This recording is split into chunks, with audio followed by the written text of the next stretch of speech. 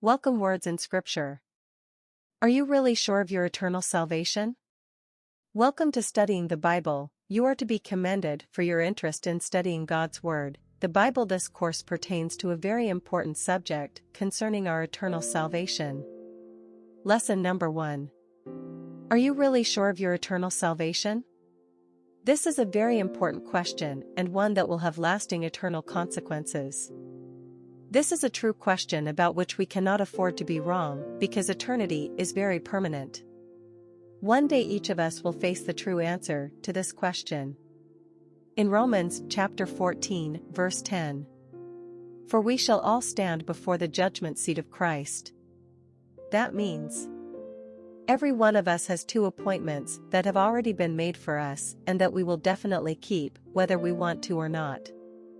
They are in Hebrews chapter 9, verse 27. And as it is appointed for men to die once, but after this the judgment.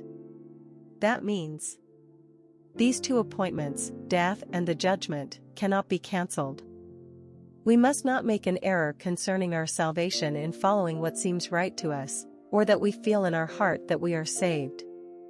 The Bible says in Proverbs chapter 14, verse 12. There is a way that seems right to a man, but its end is the way of death. That means our feelings are not a safe guide, but only the Bible is.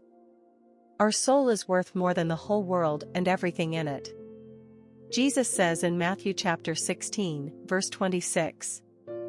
For what profit is it to a man if he gains the whole world and loses his own soul? Or what will a man give in exchange for his soul? That means our soul is the part of us that is going to continue to live on forever throughout all eternity.